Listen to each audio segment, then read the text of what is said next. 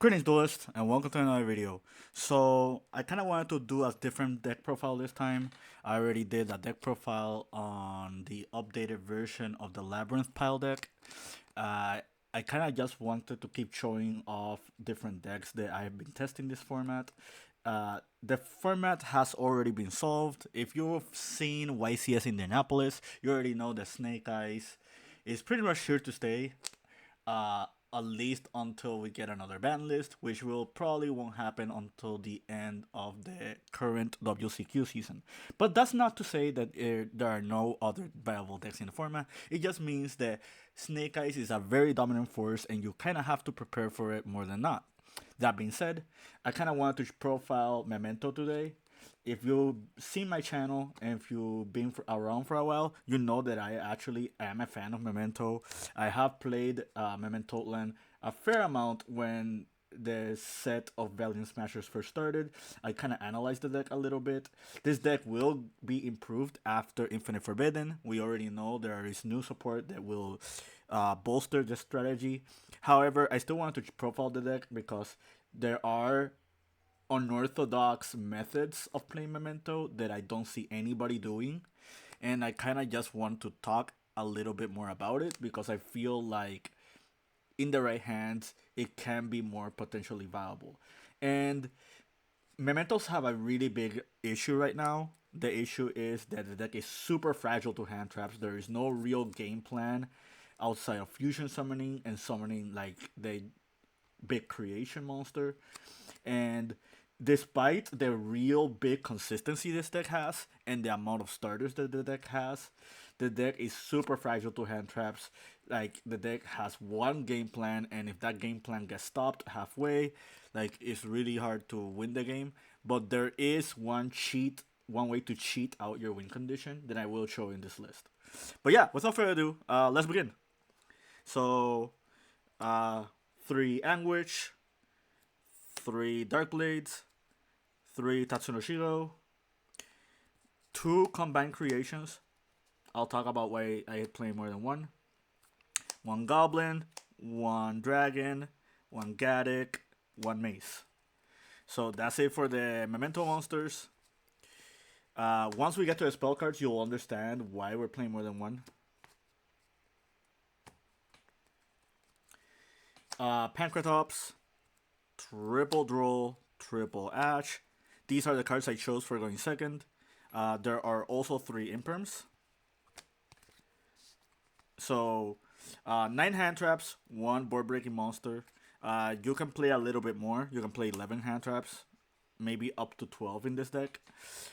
You can play like just hand traps and no board breakers. I am playing a few cards in this list that is going to like change the dynamic of how it's played. But yeah, I chose to play Pancratops because I do want to go second on this list more than not. And which it sounds very strange. You kind of think that Memento is really not that good going second. Once we go to the spell cards, you'll understand. So one of the spell cards I want to talk about is Triple Supply Squad. So this card came out very very long ago, but it got reprinted in Valiant Smashers. The reason it got reprinted is specifically because of the Memento archetype.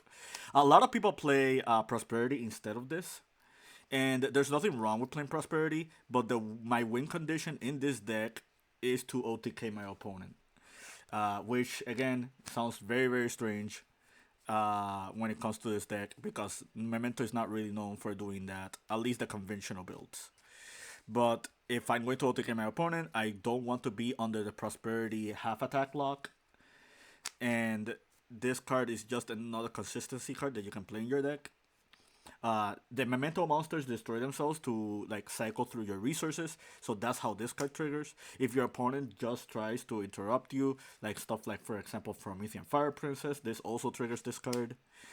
This card is mandatory, but it's a soft once per turn. So if you open multiples of this card can be really good because let's say you either go first or you force your opponent out of their resources, but you don't OTK them. you're drawing multiple cards, which means that throughout different turns, you can just keep drawing. And if you choose to play more hand traps or just choose to play hand traps besides impermanence, you can just draw into your hand traps a lot quicker. You can also pair this with Pot of Desires, but the problem with Desires is you're playing a lot of one of Memento monsters. This deck is very specific in its game plan, so you don't want to banish your resources. You cannot afford playing multiple of like the other Memento monsters. Like for example, Gatic is a real brick, so you don't want to brick with Gatic. Uh, just to give you like one example. So uh, I'm playing this for now. I am a fan of it. I will say that the card is not that bad at all. Especially since Memento just exhausts a lot of resources. When Infinite Forbidden arrives, you will be a lot more resource like proactive with your deck. The deck will have less resources to worry about. However, this card just helps mitigate that. So for the Memento spells, we have Mementotlan. We're playing two Bone Parties. It should be three, but I don't feel like wasting $30 for one. Uh, Triple Fusion. And the one card that a lot of people don't play in Memento, or if they play at all, and I think actually has a merit in this deck, or at least in the playstyle of Memento, is Triple Bone Back. So for those who don't know what this card does, if a Memento leaves the field because of your opponent's card, you can activate this, and this summons Combined Creation from the deck. That's the reason we're playing multiple creations. So basically, this just spawns the creation. The second effect of Bone Back, which I will show a replay where this is relevant, is if a Memento moves from the graveyard because of an opponent's card, you can special as many Mementos from your deck. So this really punishes Bestial players. It punishes like SP Little Knight. It punishes like a lot of people that just tries to get rid of your like Combined Creation or your Memento monsters from like being in rotation. This card is the reason why we go second in this deck. The game plan with this deck is you activate you either crash or you force your opponent to get rid of your Memento cards and cycle you out of rotation, and then you bone back into the Combined Creation. And Combined Creation can attack all monsters once each.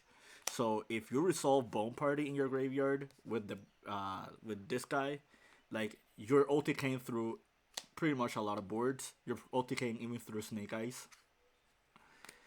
So that's the game plan.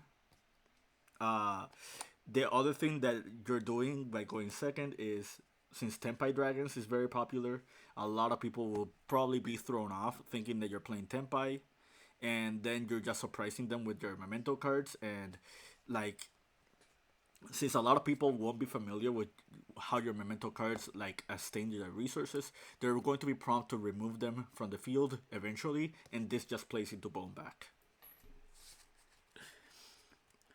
So for the rest of the spells, Rhoda, Reborn. I'm trying out Midbreaker Field. Uh, this is basically Sanguine Summoning for any deck. There's a reason this card is limited.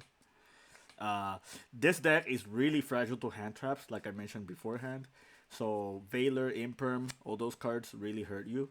So just having a card that just like can be used against them is very strong.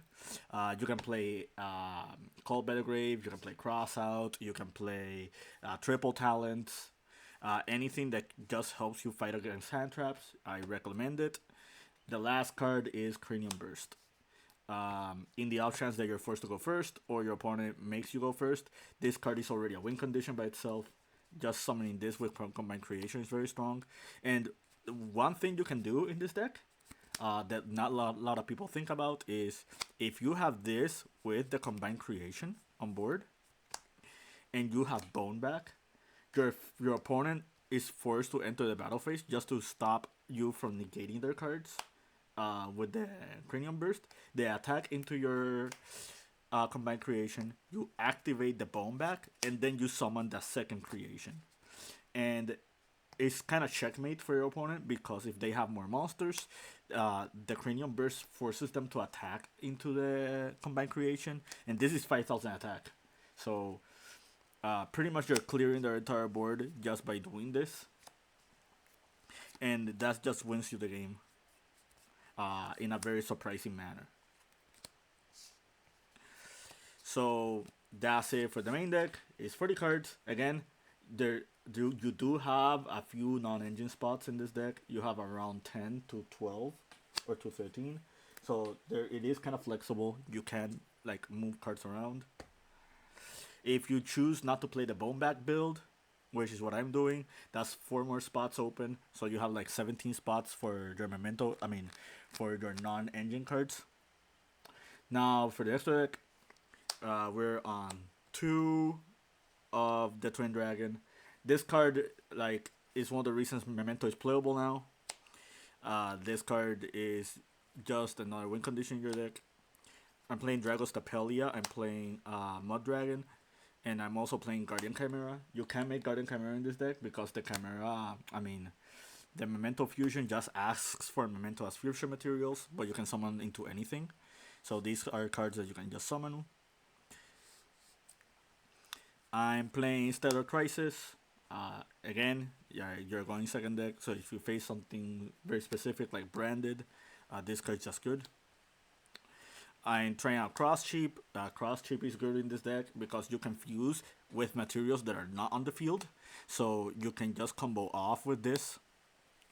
Let's say, for example, you dump 3 names with Tachi no Shigo, and you have like your Memento thing. You can try to make Cross Cheap, just activate the fusion spell, and then summon underneath Cross Cheap, and just Cross Cheap just grab back a few of your resources. Since Anguish is a light spell, I mean, it's a spellcaster monster, I'm playing this thing. This thing is just a game plan for SP. You can use SP in this route. You can use IP. You can use Lina. Lina is accessible because you're playing the Artemis. And Lina is really good this format because Lina can steal a certain amount of cards. You can take Ghost Ogres, Veilers, Voiceless Voice Monsters, Melodious Monsters. Like, I think Lina is viable this format. Dark, Selene, Access Code, and Appaloosa. So that's it for the main deck. Like, it's 40 cards at the moment. So I kind of just want to show you a replay. This is one duel that I had. This was against Dark Acro Silver. I already know he's playing Branded, so I chose to go first. But you're just going to see the deck in action. I summon Tatsino Shigo. Tatsino Shigo pops itself. You dump 3 names. I drop out of Supply Squad, which again, Supply Squad just becomes very relevant here because like each and every turn, you just keep drawing cards. He Ash Blossom the Goblin. I summon the Dragon. He Saroneers. And this is where Boneback would have punished him because he is banishing my mementos from graveyard. So he activates Lubellion for Magnamort. He triggers for Magnamort. He sends. He summons for Magnamort. He activates. That grabs that. He activates Branded Fusion. I Ash Blossom, and now he Foolish Burials. Despia activates. He grabs that. He grabs that. He grabs the Banishment. And now he goes into battle phase. He attacked into my Twin Dragon. So now Supply Squad is chaining 2. Supply Squad is chaining 1. And Boneback is chaining 2. And yes, you can activate Boneback during the end of the damage step because it left your opponent. It left your field because of an opponent's card. And that includes by battle. So that's Summons Combined Creation. We draw out of the Supply Squad. And now if your opponent tries to activate anything, we can just grab the Anguish. And if he tries to Bestial the Anguish, it plays into Boneback. because bomb back is just going to summon as many mementos from your deck, and then you just overwhelm your opponent. So it sets, they grab the Saronier, you go, you activate Dark Blade, they activate Banishment.